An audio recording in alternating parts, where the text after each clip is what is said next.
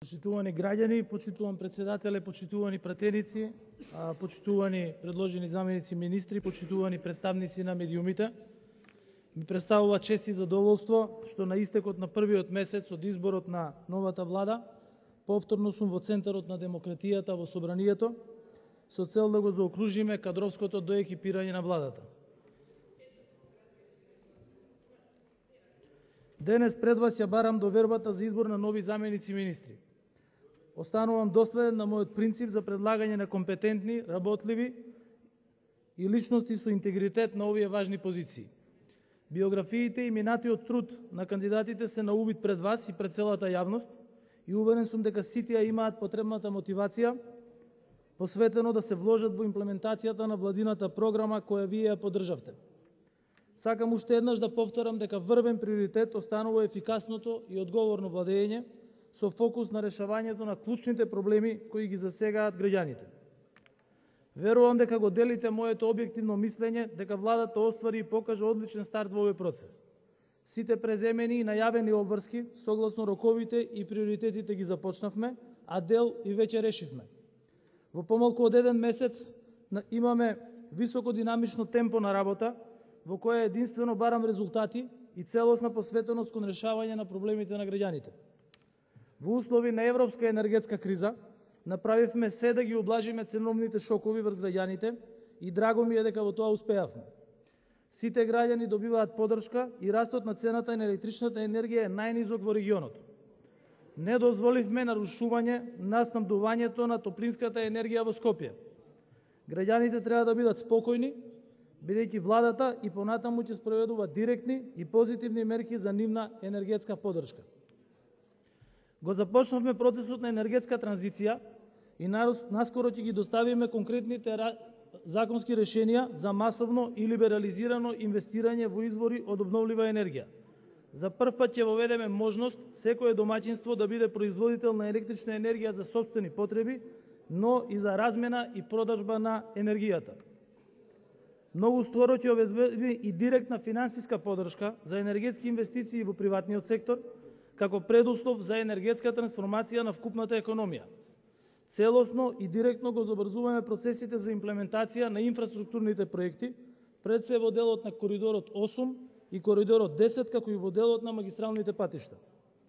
Ја користам оваа можност уште еднаш да побарам од општините квалитетно и навремено да ги подготвуваат проектите за инфраструктурните проекти на локално ниво, бидејќи владата сака и има цврста намера да го подобри животот на сите граѓани во секоја општина. Почитувани пратеници, во првиот месец во состави отворена, искрена и рамноправна соработка со мојот колега премиерот Петков и владата на соседна Република Бугарија.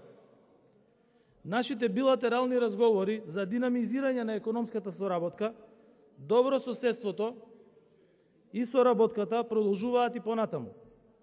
Потенцирам дека историските прашања ги оставаме на решавање на стручната историска фела, но во едно ве уверувам. Дефинираните позиции за македонската засебност и посебен културно-јазичен идентитет остануваат непроменети, јасни и цврсти како досега, така и во иднина.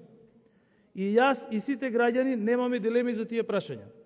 Оттаму недозволиво и неприфатливо е било која политичка партија да генерира низок и ефтин политички маркетинг и лажен патриотизам. За мене, за сите наши предци и поколенија нема дилема дека Гоце Делчев е еден од столбовите на македонската борба за самостојна и независна држава, како што знам дека неговите мошти почиваат и ќе почиваат во Скопје. Најважно од се е што неговото дело е и ќе биде целосно запаметено и најсилно одбележувано. Затоа декларации и слични форми на политички фолклор и политиканство во најблага форма се неприфатливи и покажуваат сериозна дилема за нашето минато кај опозиционата политичка партија која тоа го прави. Граѓаните да бидат спокојни дека од црвените линии за заштита на нашиот идентитет не отстапуваме, но посветено работиме што побрзо да бидеме дел од европското семејство, а граѓаните да имаат европски животен стандард и перспектива. Почитувани граѓани, се обврзав дека брзо, ефикасно и конкретно ќе ги решаваме вашите потреби и проблеми. Особено сум горд што за кратко време овозможивме историски договор и поставување на минималната плата на историско највисокото ниво од 18.000 денари.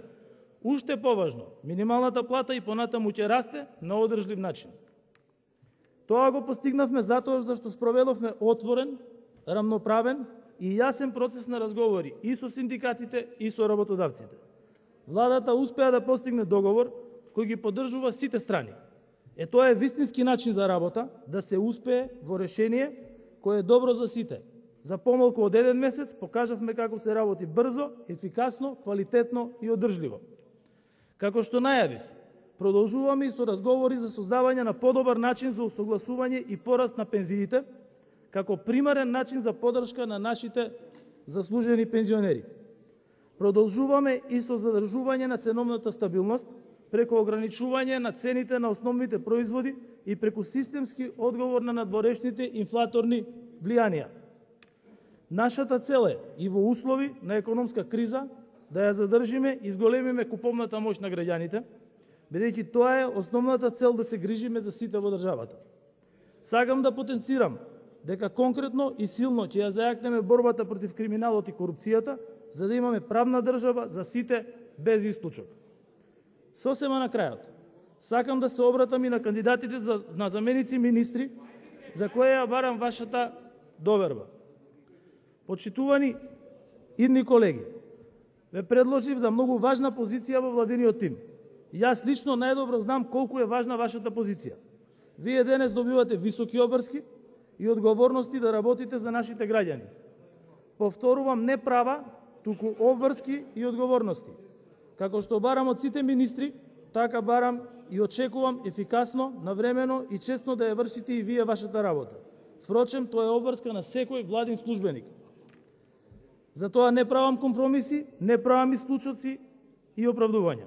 Граѓаните заслужуваат и бараат резултати.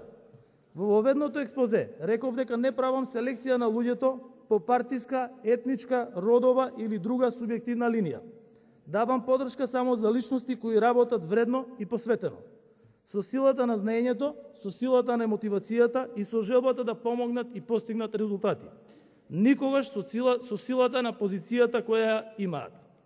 И така ќе барам да работат и замениците министри, и така ќе ја следам нивната работа и резултати. Никако поинаку.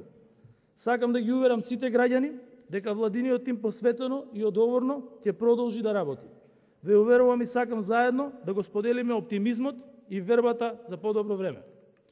Ве уверувам дека нашите обврски и одговорности во целост ќе ги исполниме, за да сите граѓани ги остварат своите права и живеат во подобра сегашност.